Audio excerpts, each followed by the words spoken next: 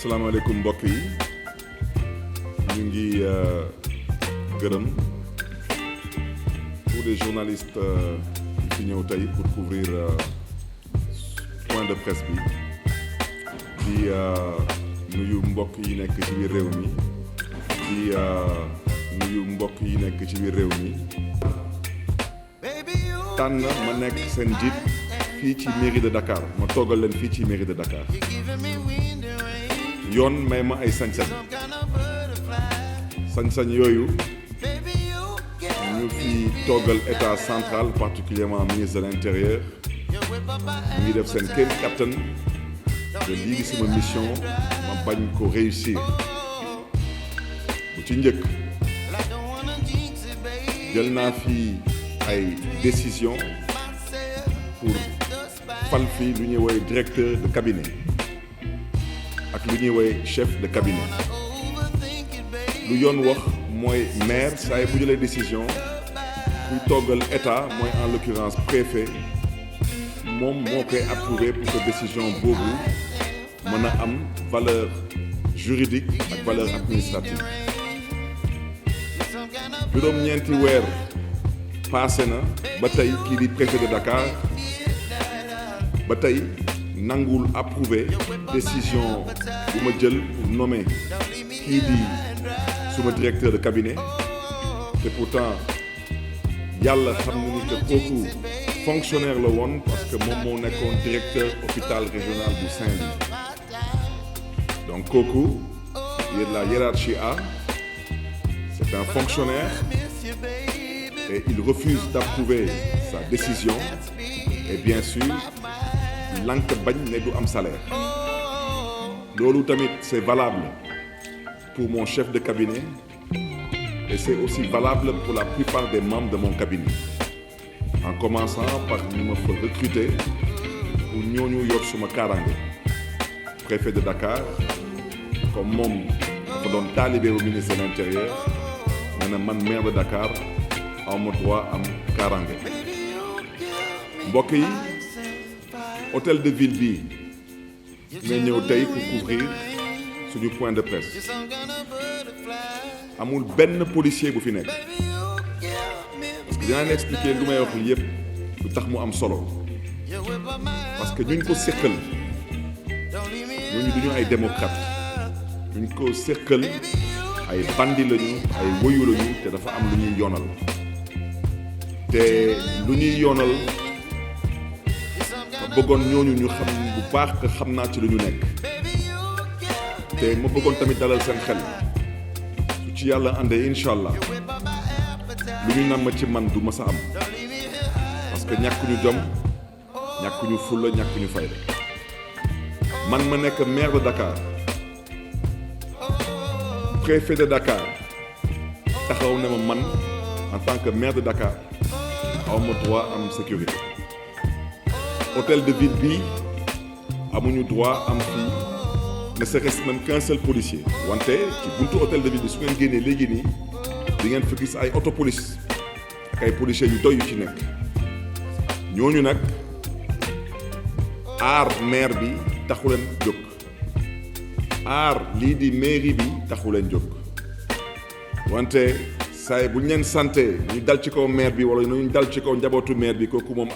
amaana moom daanaka moom dañ ciy sawar bu ci des lépp lu ma yoon may ci ay sañ-sañ en tant que maire de Dakar parce que tout de même ñun fekk nañ fii Mamadou Diop mu nekkoon maire de Dakar fekk nañ fii Pape Diop nekkoon fi maire de Dakar xam nañ lan mooy maire de Dakar xam nañ lan mooy yenn droit yu maire de Dakar di am loolu yëpp ñoom dañ jàpp ne ni que ñun amuñu droit am loolu lu ñuy woowee flèche mooy daanaka maire de Dakar nga sooy génn di nga am benn motard bu lay escorter loolu ñoom jàpp nañ que ñoom amuñu pour jox ñu ko en tant que droit man en tant que maire de Dakar fu ma dëkk état bi lu mu jàpp mooy awma fa droit am sécurité lu tax may wax loolu mbokk yi yéen ñëpp gis ngeen lu fi jot a xew semaine dernière ci sécurité wu kii di Ousmane Sonko di opposant di maire de Ziguinchor lu tax may insister ci loolu parce que laata ñu egg ci loolu Ousmane Sonko bëggoon nañ ko fi tuumaal ci ay mbiru force spéciale bu ñuy wax ci waxu force spéciale yi mu am ñu fi taxaw jàpp ni que loolu ay wax yu daanu saret la effectivement ay wax yu daanu saret la wante ñoom dañuy yoonal dafa am lu ñu namm te lu ñu namm ñun dañu fas yéenewul toog di leen di seetaan ñuy dérouler tranquillement parce que nag lu ëpp tuuru dama ne ci les grandes démocraties ci dëkk yu respecté seen bopp yi dëkk yooyu même soo nekkee opposant le minimum de droit mooy particulièrement le droit à la liberté de vaquer à ses occupations mooy di mën a dem di dikk dañ koy respecté le droit nga am sécurité parce que homme public nga dañ koy respecté fii nag Sénégal dañ jàpp ni que képp kuy opposant suñ la mënulee tëj kaso dañu wut yeneen pexe wante da nga bañ a bokk te force spéciale yooyu lu tax ma koy mentionné parce que nit ñàkk na ci bakkanam mooy dem si yàlla François Mancabou te tey mel ni François Mancabou mel ni nekkuloon doomu réew mi ñàkk na bakkanam ay mbokkam ñoo ñàkk ñoom seen yoon newu ci mois de mars dernier boom nañ fii ay sénégalais entre-temps manifestation bu ñu munti am fii Sénégal dañ fii boom ay doomu réew mi te du am benn enquête maintenant dem nañ sax ba su amee manifestation ñoom seen objectif mooy yenn leaders yi bañ a génn seen kër yi ñoom foofu lu ñu toll ça veut dire que ñoom maintenant le kidnapping est devenu une pratique à la limite réglementée dans leur entendement et leur mode de gouvernance mbokk yi semaine dernière ministre de l'intérieur génn na benn communiqué boobu ba ma ko liiree ma xam ne ni man lay ma bëgg nag wax ci leer parce que bu muy génn communiqué bi nga jàpp ne yaa tooñ sa bopp parce que yoon dina dal sa kaw mbokk yi ma bëgg a wax ci leer ministre de l'intérieur day fooye xelam parce que nag ñun fii lañ juddoo fii lañu yaroo fii lañu màggee fii lañu dëkk Sénégal heure bu may wax nii ñaari kilifa rek laa wax te yor ay nit ñu yor seen kaaraange di leen di gunge chaque jour 24 heures sur 24 mooy ku ñuy woowee Ousmane Sonko ak man mii di Barthélémy Dias amu fi keneen ku yor loolu du ñoom ñu nekk ci nguur gi du ñeneen ñu nekk ci opposition bi loolu nag lu ko waral ñépp xam nañ ko man bañ may song suma mairie ñépp ci tegoon seen bët lu tax sànq ma wax leen ci waxu mairie bi man na leen mairie bi mooy mairie de la capitale ci waxu mairie bi man na leen mairie bi mooy mairie de la capitale ci couloir yi jël ascenseur yéeg ci bureau ministre de l'intérieur ubbi bunt bi jàkkaarloo ak ministre de l'intérieur dóor ko balu fetali moom su jàppee ni loolu mënu ko dal te mu jàpp ni loolu mën a dal maire de Dakar day nax boppam lu tax may insister ci loolu parce que ñu ngi viser suma sécurité parce que pour ñoom lijjante nañu lii di sécurité Ousmane Sonko dañuy nax seen bopp parce que nag Ousmane Sonko première sécurité mooy d'abord yàlla ensuite askanu Sénégal topp si te kooku moom gisuguma ministre de l'intérieur fan lay gisee pexe ba lijjanti loolu mais insister ci loolu parce que démb dañu convoqué kii di directrice su piscine olympique ñépp xam nañ que mairie de Dakar mooy gérer piscine olympique ñu convoqué ndaw soosu nekk yow yaay directrice piscine olympique mu ne leen waaw man la ñu nekk yow ci piscine olympique dafa am ay nit yu fa nekk di fa pratiquer ay arts martiaux ñu ne kooku ñooñu est-ce que da ngeen am contrat ak ñoom est-ce que da ngeen am convention bu leen di may ñuy ñëw ci piscine olympique boobu di fa pratiquer yenn arts martiaux yi ñu dem ba utiliser yenn expression yi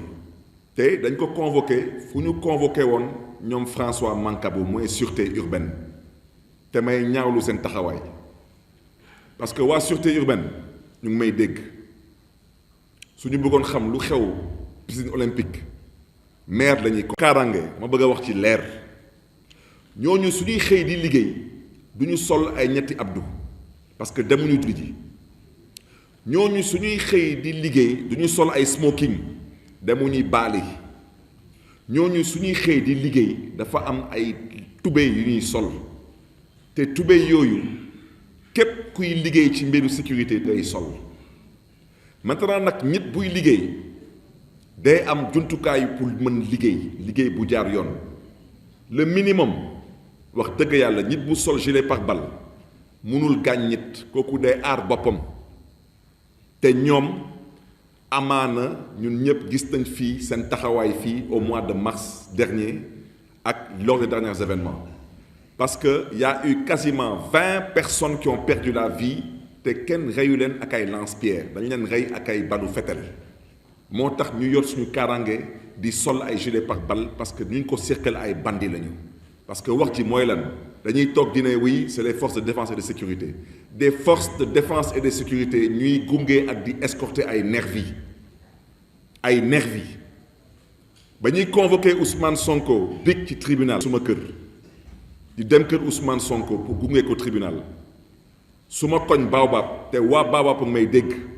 waa Guy gi ñu ngi may dégg suma koñ lépp koñ bi yépp ay nervis la woon mais boobu tamit ministre de l'intérieur gisu ko wante nag dinaa wax ministre de l'intérieur ñaari baat fulla mooy jaay Dakar c'est la dernière fois que nervi di dugg Baobab waa Baobab ñu ngi may dégg fa laa juddoo fa laa yaroo fa laa dëkk te ñàkkuñu jom ñàkkuñu fayda Baobab kese man képp man rek man dong maa fa dëkk tey ci autorité publique amu fa maire amu fa individuel que képp ku ko def da ngay dal ci kawam da ngay fooye sa xel parce que masque à gaz yi fii lañ ko jënd fii Dakar kon yéen fan ngeen nekkoon bañ koy jënd fan ngeen nekkoon ba ñooñu di fi jaay ay masque à gaz yéen fan ngeen nekkoon ba ñi nekk fii di ñu jaay ay gilet pare-balles fan ngeen nekkoon ci état bu ngeen xam ne ni c'est un état qui a des services de renseignement damay wax loolu yëpp parce que l'heure est extrêmement grave ñii lu leen troisième mandat jaral wax dëgg yàlla nit bu gëm yàlla mënul demee nu ñii di demee mënul nekk moo tax mbokk yi wax naa leen lépp lu may dund depuis 9 mois ci mairie bi amul kenn ku bokk ci suma cabinet bu fi am tey salaire du chauffeur du garde du corps du directeur de cabinet du chef de cabinet du conseiller du kenn wante nag waxoon naa ko nag Macky Sall danaa ko nag man maay meeru Dakar te képp ku nangu di ànd ak man képp ku nangu di ma liggéeyal dinaa def suma kéem kattan ba weer bi su dee di nga fayeeku incha allah xeex ngeen fi Guy Marius Sagna anamu tey de mi ngi ci assemblée nationale. amoon tuuti xel ngeen xam ne ni fi yàlla kese moo fi nekk parce que xañ ngeen ko mu am salaire ci mairie de Dakar tey nag am na salaire ci assemblée nationale du Sénégal au passage tamit mais jaajëfal le capitaine Touré un homme pétri de valeurs un homme courageux et un vrai patriote di ko encourager mbokk yi mairie de Dakar force spéciale amu fi lu tax ma ci insister parce que am na lu ndaw lu ma xam ci lu gars yi namoon semaine dernière ci mbiru Ousmane Sonko ñu bëri dañ jàpp ne ni que wax jooju mooy wax bu ñuy wax ci waxu xale bu jigéen boobu moo taxoon ñu woon Ousmane Sonko ba Ousmane Sonko ñu dem de loolu moo taxoon ñu ko doon woo wante mbiru force spéciale bi na ngeen ci bàyyi xel bu baax a baax a baax fa laa mën a yem ci wax ci maintenant nag man wax naa ko waxaat ko je ne suis pas candidat à l'élection présidentielle de 2024 donc jéem a xool naka la ñuy jéem a créer ay dossiers pour Barthélémy Diaz parce que dossier Ndiaga Diouf bi apparemment maintenant ñëpp comprendre que li complot la dama ne mairie de Dakar ab mbiru force spéciale amu fii piscine olympique lépp lu fa am ci ay activités day am ay activités yu ñuy am avec les différentes fédérations ak yenn citoyens yi nga xam ne ni ils considèrent peut-être qu'ils doivent développer certaines activités peut-être pour la promotion comment dirais-je encore et l'émancipation de certains citoyens mais di dem ba di convoquer la directrice de la piscine olympique et non le maire de Dakar di fa wax ay waxu force spéciale dama ne na wax ji leer lu ngeen namm ci man du ma toog di leen di seetaan muy am parce que du fi am na ko ñëpp déggee noonu complot bu ñu nekkee ci Sénégal bëgg a galgal fii ay hommes politiques leen di dëkkaloo fu ñu dëkkul dafa nar a dakk te Macky Sall moom lay waxal une fois de plus le troisième mandat n'en vaut pas la peine parce que ça ne passera pas mbokk yi ñu ngi gërëm ñëpp ñu ngi sant ñëpp di encourager ñëpp di sàkku nag ci askanu Sénégal particulièrement ci la jeunesse du Sénégal na ngeen taxaw dem parce que foofu la dëkk bi tollu tey mënuñu wax lépp parce que wolof Njaay nee na ku njëkk yuuxu daanaka da nga salit kon nag bu ñu yuuxu wante fu mu nekk nii dañuy artu rek on informe les populations qu'ils sachent que l'heure de la mobilisation a sonné parce que vouloir liquider képp est vrai informer juste est vrai